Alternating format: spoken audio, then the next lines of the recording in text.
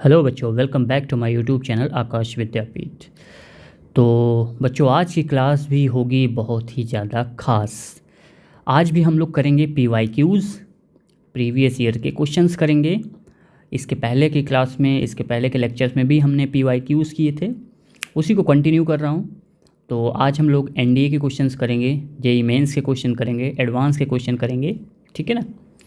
और जो मेंस के और एडवांस के क्वेश्चन हैं, खास करके मेंस के क्वेश्चन, वो डिफरेंट NDA के और तमाम और भी एग्ज़ाम्स जो होते हैं, जैसे टीचर्स की जो आपके लिए होते हैं, TGT PGT के लिए, उन सभी जगहों पे ये सारे क्वेश्चन जो है वो घूमते रहते हैं। ओके, तो चलिए, आप लोग स्क्रीन पे देख पा रहे होंगे, आपकी स्क्रीन पे है क्वेश्चन नंबर, कल के बाद, कल 8 तक हुआ था, 9 नंबर आप देख सकते हैं लिखा हुआ है। मैं उसको हाईलाइट कर रहा हूँ।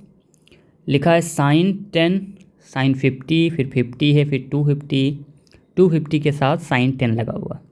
कहा गया कि इसको कैलकुलेट करिए और उसके बाद 4 ऑप्शन दिए। ये NDA 2024 का क्वेश्चन है।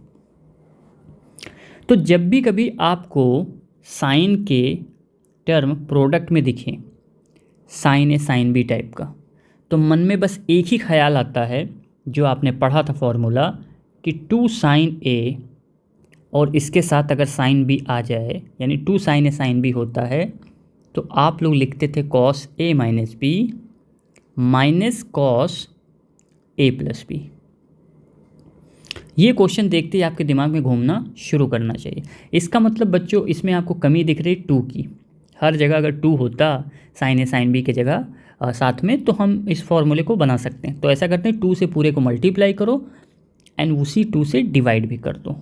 सो we get here 1/2 2 sin 10 into sine 50 degree plus 2 sin 50 degree into sine 250 degree plus 2 sin 250 degree into sine 10 degree, bracket बंद। अब इसके आगे क्या करें, यहाँ पे 2 sin A sin B लगेगा, तो क्या आएगा cos A माइनस बी, यानी cos 40 minus cos A plus B, तो कितना आ जाएगा 60, plus cos A minus B, तो आ जाएगा 200 minus cos A plus B, तो कितना आ जाएगा 300। ये सारे के सारे एंगल्स जो हैं वो डिग्री में है, तो अगर मैं डिग्री ना भी लगाऊं तो आप समझिएगा कि डिग्री में ही है, ठीक है।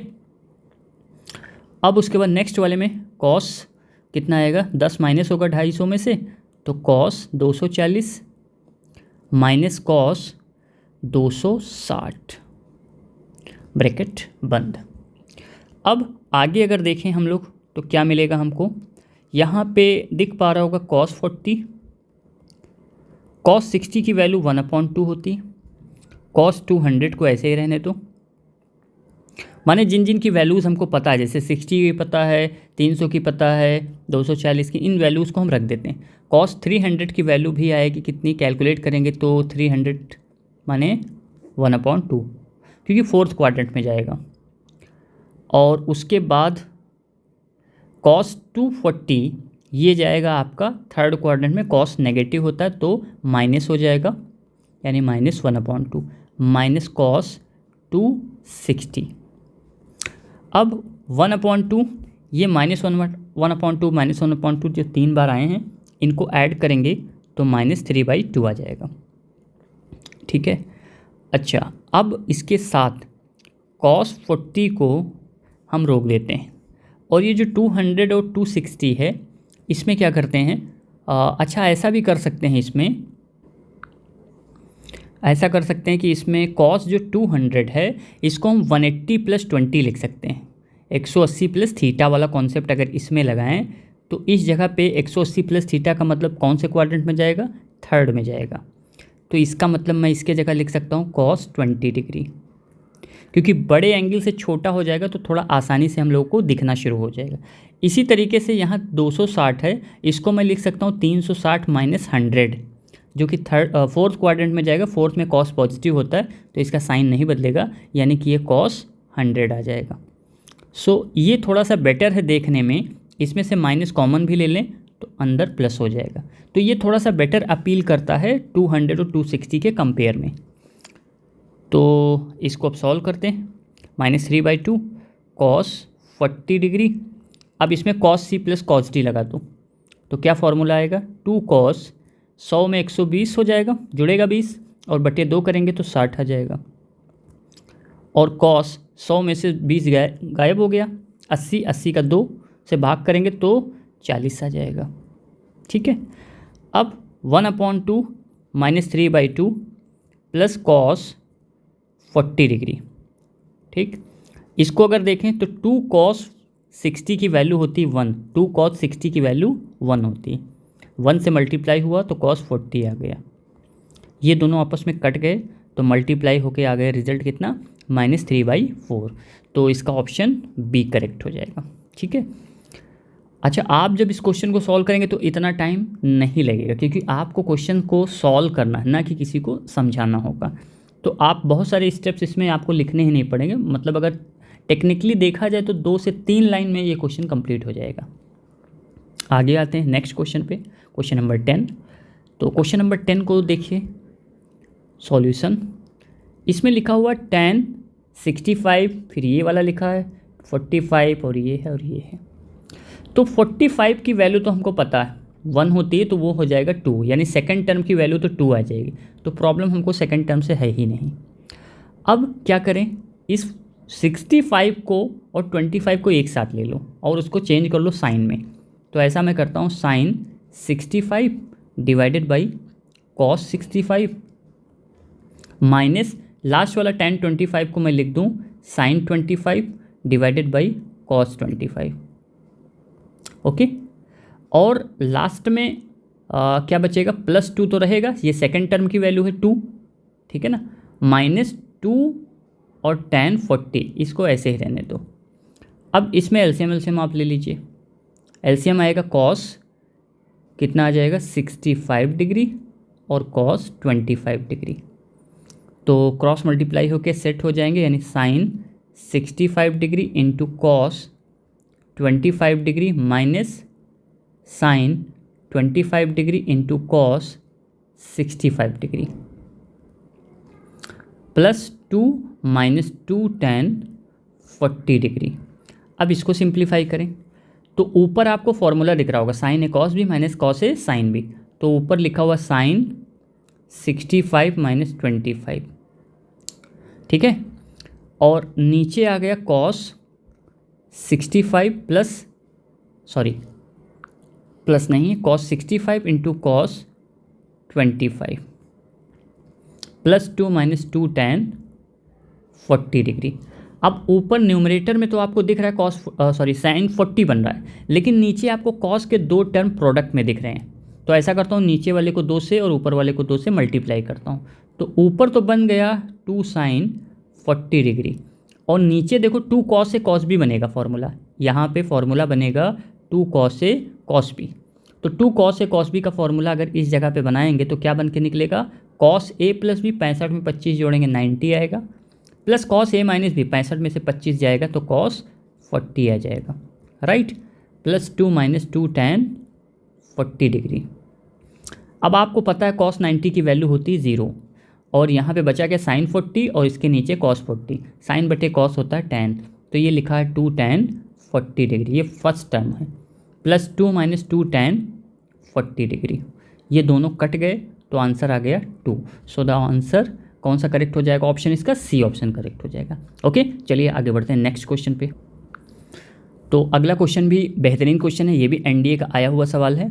लिखा हुआ इसमें एफ थीटा की वैल्यू आपको दी गई है और ये वैल्यू है 1/1 + tan theta. Alpha plus beta की वैल्यू दी गई 5 π/4 और आपसे कहा गया F alpha into F beta की वैल्यू निकालिए। ठीक है, तो सिंपली क्या करिए आप, सिंपल सी बात है कि आप एफ अल्फ़ा और एफ बीटा को निकाल लो।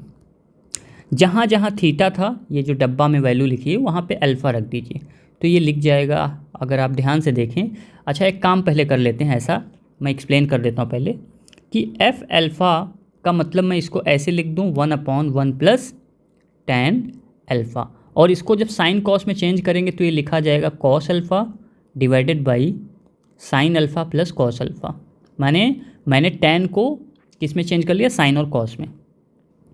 इसी तरीके से अगर एफ बीटा लिखेंगे आप तो क्या लिखेंगे cos beta divided by sine beta plus cos beta. अब आपको क्या चाहिए, आपको चाहिए F alpha into F beta. तो दोनों को मल्टीप्लाई कर देंगे, इस वाले डब्बे को और इस वाले डब्बे को।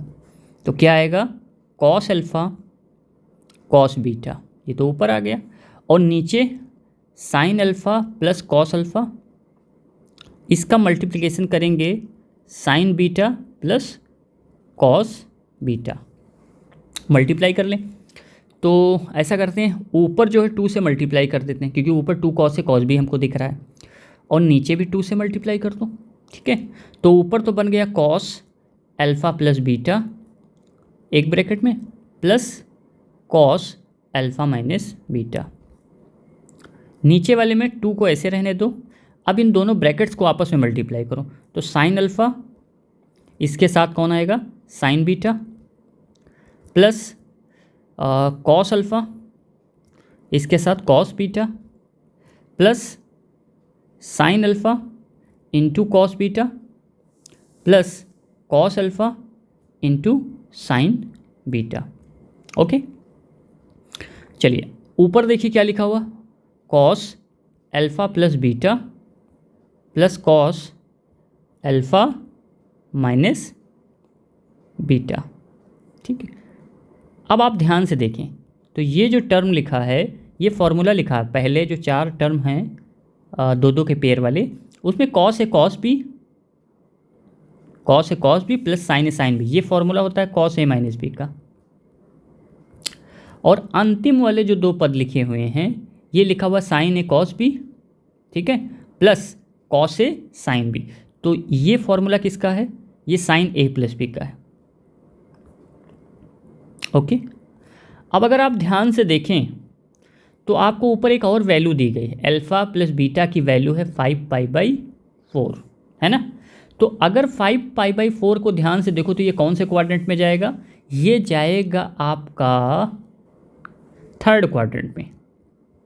ठीक है, और थर्ड क्वाड्रेंट में आपको पता ही है कि ASTC से सिर्फ tan पॉजिटिव होता है, बाकी साइन एंड कॉस दोनों नेगेटिव होते हैं थर्ड में।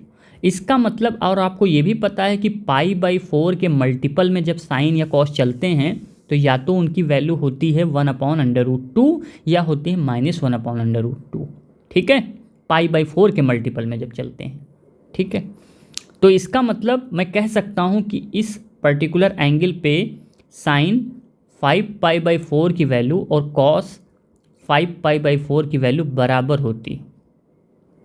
तो मैं ये कह सकता हूँ कि ये दोनों वैल्यू आपस में बराबर होगी, क्योंकि साइन अल्फ़ा प्लस बीटा की value cos alpha plus beta की बराबर होगी, तो दोनों बराबर हो गए, न्यूमरेटर डिनोमिनेटर सब कट जाएगा और आंसर आ जाएगा 1/2। So the answer B is correct. Okay, next. अब आपकी स्क्रीन पे दिख रहा होगा एक JEE मेंस 2022 का सवाल है। तो इस क्वेश्चन को सॉल्व करने से पहले मैंने आपको एक फार्मूला बताया था और कहा था इसको याद रखिएगा।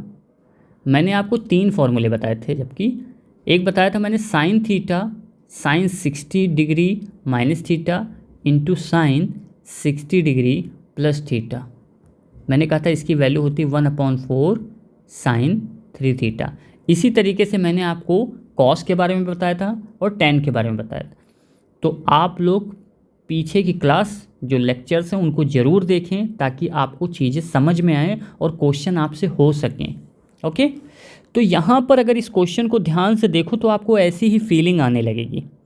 16 ये लिखा है साइन 20। अगर मैं 20 को थीटा कंसीडर करता हूँ तो क्या मैं इस 40 को 60 - 20 कंसीडर कर सकता हूँ, है ना। और 80 को मैं 80 नहीं देखूँगा, बल्कि मैं 60 + 20 में देखूँगा, है ना।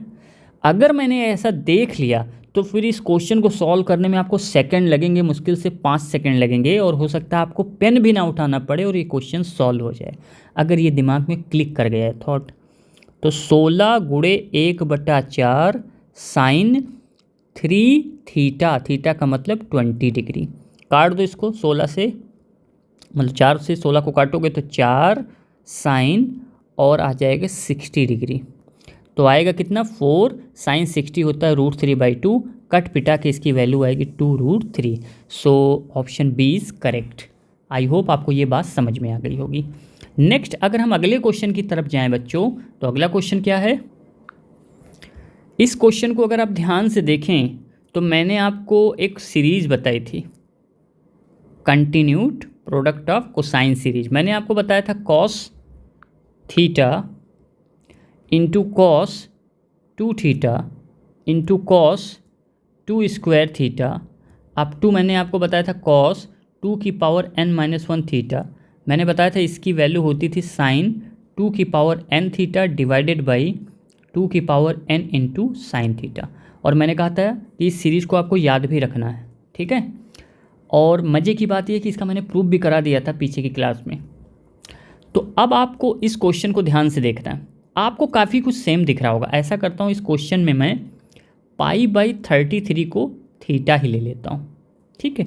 So this question can become 96 cos theta, cos 2 theta, cos 4 theta, cos 8 theta. अगर मैं ऐसा लिख रहा हूँ तो मुझे कम विजुलाइज होगा, लेकिन अगर मैं इसको ऐसे लिख दूँ, क्योंकि फॉर्मूला तो हमने ऐसे पढ़ा है, कॉस 2 की पावर 3 थीटा, कॉस 2 की पावर 4 थीटा, ठीक है, मैंने ऐसा लिख दिया। अब आप देखिए इसमें नंबर ऑफ़ टर्म्स इसमें कितने आ रहे हैं। नंबर ऑफ़ टर्म्स अगर काउंट करेंगे तो आपको 5 टर्म्स दिख रहे हैं, यानी n की वैल्यू आपको मिल गई कितनी 5। कुछ भी नहीं करना, अब आप इस फॉर्मूले के पास चाहिए। क्या लिखोगे 96 साइन 2 की पावर 5 थीटा डिवाइडेड बाई 2 की पावर 5 साइन थीटा। ओके, तो 96 डिवाइडेड बाई 2 की पावर 5 कितना होता है 32। ऊपर कितना आएगा साइन 2 की पावर 5 माने 32 और थीटा का मतलब π/33 डिवाइडेड बाई साइन π/33। 32 से 96 कट गया, 3 आ गया। यहाँ पर देखिए बच्चों, ये दोनों जो हैं न्यूमरेटर डिनोमिनेटर आपस में बराबर कट जाएंगे। क्यों? क्योंकि दोनों के कोणों का योगफल 180 आ रहा है, तो दोनों एक दूसरे के क्या हैं सप्लीमेंट हैं। तो मैंने आपको बताया था sine π-θ is equal to sine theta होता था। ये सब मैं प्रूफ करा चुका हूँ आपको। तो sine 180 minus theta sine theta के बराबर होता था, इसलिए दोनों आपस में कट जाएंगे और आंसर आ जाएगा 3। तो इसमें ऑप्शन ए करेक्ट हो जाएगा। ये जेईई मेंस 2023 का क्वेश्चन था। ओके, चलिए आगे बढ़ते हैं नेक्स्ट।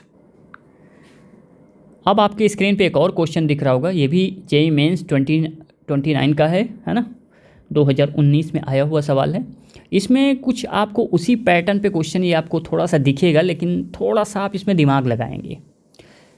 इसमें π/2 स्क्वायर, फिर कॉस π/2 की पावर 3 है, ऐसे वैसे कॉस लास्ट वाला लिखा, सेकंड लास्ट है π/2 की पावर 10, लेकिन लास्ट वाला है साइन।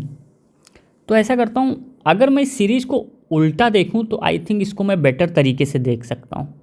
अगर मैं आपसे कहूँ इस सीरीज़ को मैं पलट के लिख दूँ, π/2 की पावर 10 इंटू कॉस π/2 की पावर 10।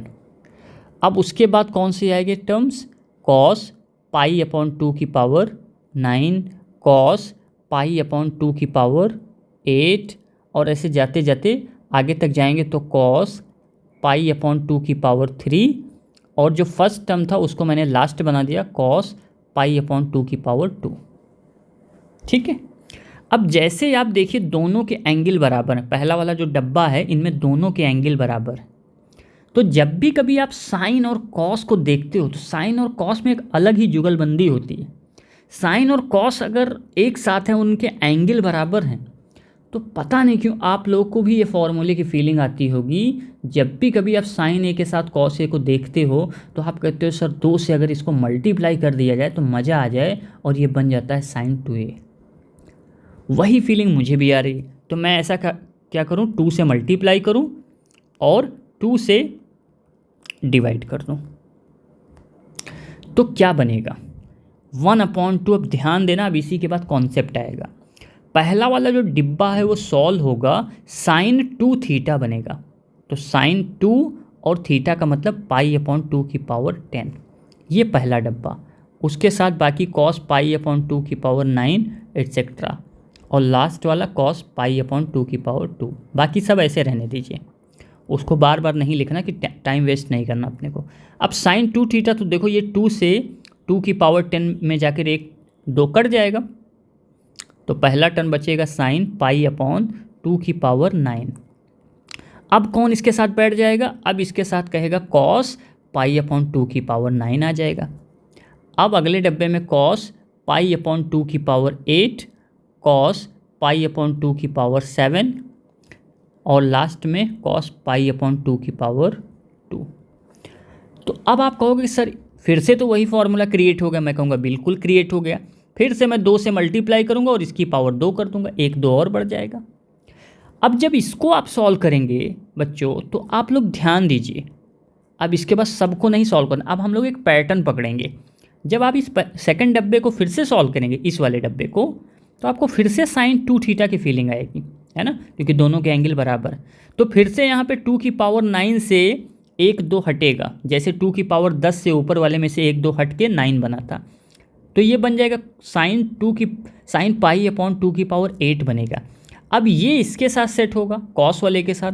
माने आप देख पा रहे हो कि धीरे धीरे एक एक टर्म किधर शिफ्ट होता जा रहा है, कॉस 2 पाई अपॉन 2 की पावर 2 की तरफ शिफ्ट होता जा रहा है, एक एक करके।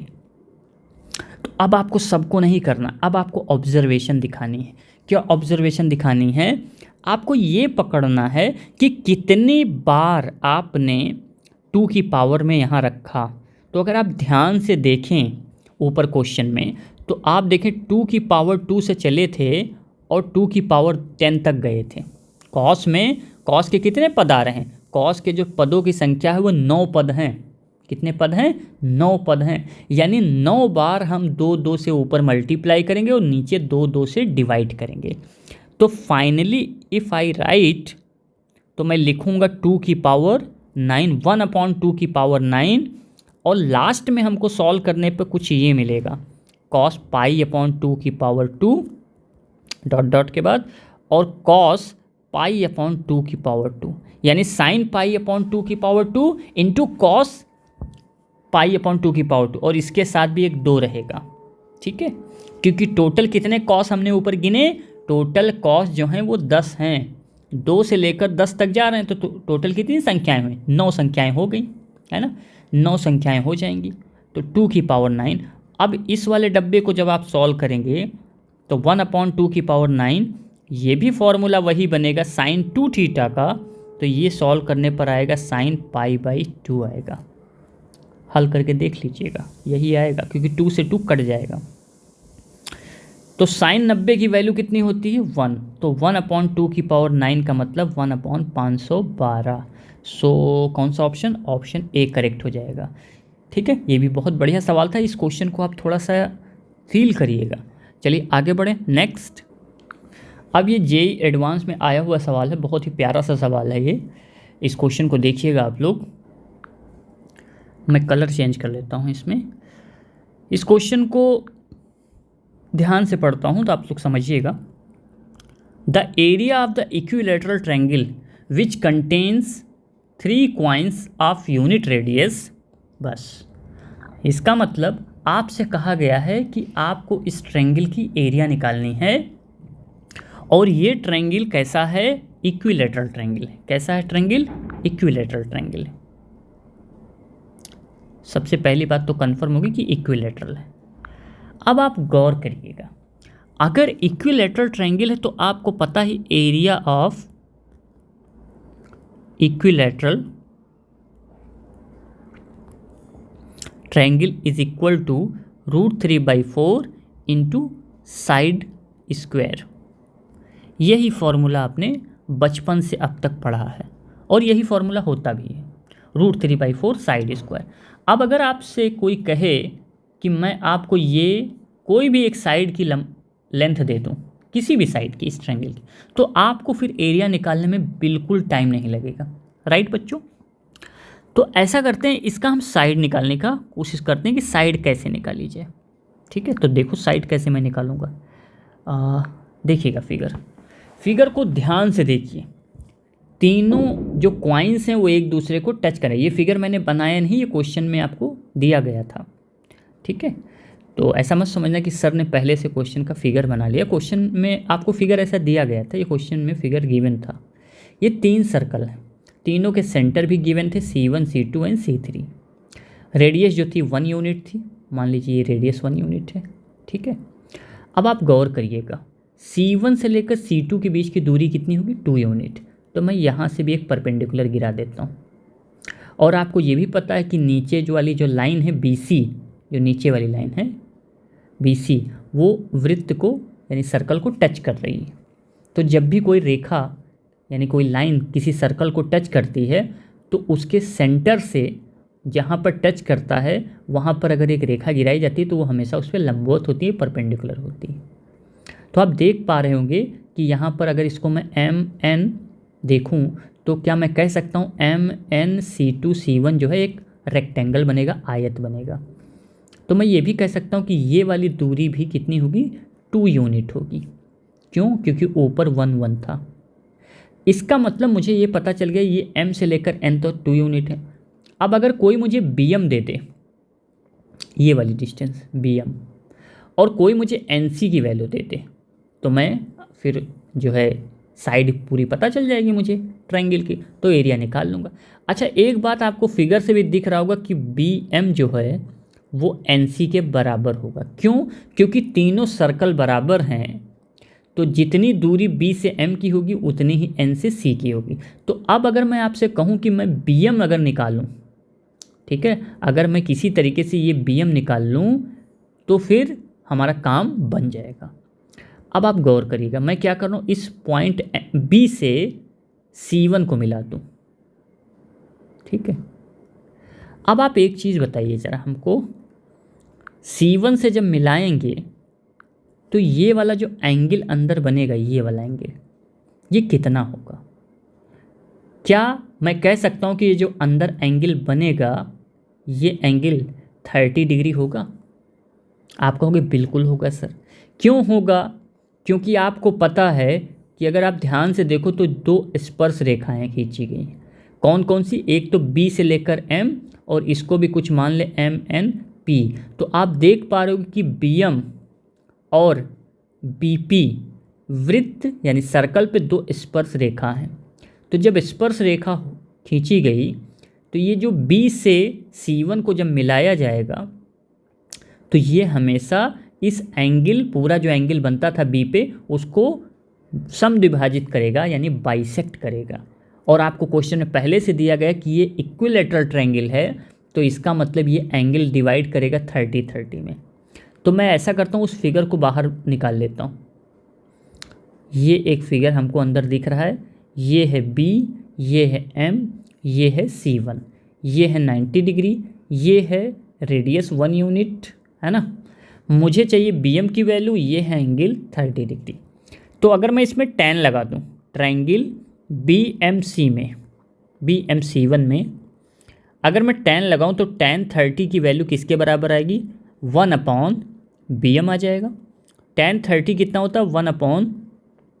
1/√3 बराबर 1/BM। तो यहाँ से बच्चों BM की वैल्यू कितनी आ गई? √3 आ गई। अब अगर मैं आपसे कहूँ BM इतना है तो NC कितना होगा? तो वो भी √3 हो जाएगा। तो अगर मैं आपसे कहूँ BC कितना होगा, साइड कितना होगा? BC हो जाएगा हमारा √3 + 2 + √3। बीच वाला 2 है, ये है √3 आया, ये भी √3 आया। So it can be written as 2 + 2 √3, है ना। अब अगर मैं आपसे कहूँ इसका एरिया बताओ, तो एरिया कितना आ जाएगा? √3/4 इंटू साइड का स्क्वायर, साइड कितना है? 2 + 2 √3 होल स्क्वायर। तो √3/4, अंदर से अगर 2 कॉमन लेंगे तो बाहर आएगा 4 बन के, तो 4 अंदर बचेगा 1 + √3 का होल स्क्वायर। 4 से 4 कट गया, √3, 1 + √3 का स्क्वायर करेंगे तो 1 + 3 + 2 √3। सिंप्लीफाई करें तो √3 और अंदर बचेगा 4 + 2 √3। कोई ऑप्शन मैच कर रहा है? तो कोई ऑप्शन मैच नहीं कर पा रहा है, तो ऐसा करता हूँ √3 को अंदर भेज देता हूँ। तो अंदर आ जाएगा 4√3 और √3 से 2√3 मल्टीप्लाई करेगा तो 6 आ जाएगा। तो आंसर कितना आ जाएगा 6 + 4√3, ये हो जाएगा इसका answer. So the final answer will be I think option number B. हाँ, ऑप्शन नंबर बी करेक्ट हो जाएगा। So thank you so much. आप लोग इसको ज़्यादा से ज़्यादा शेयर करें, सब्सक्राइब करें और मन लगा के पढ़ाई करें। साथ ही साथ मैंने आपको कम्युनिटी में कुछ क्वेश्चंस भेजे, तो उन क्वेश्चंस को आप लोग सभी लोग सॉल्व करें। वो SL लोनी के क्वेश्चंस भी हैं और कुछ अच्छी किताबों के सवाल भी मैंने दिए हैं। आई थिंक वो मोर देन 50 क्वेश्चन है, आप लोग उसको सॉल्व करें। 2-3 दिनों में उसका जो सोल्यूशन मैं सॉल्व करके उसी में पोस्ट कर दूँगा, ठीक है। सो चलिए, good night, have a nice day.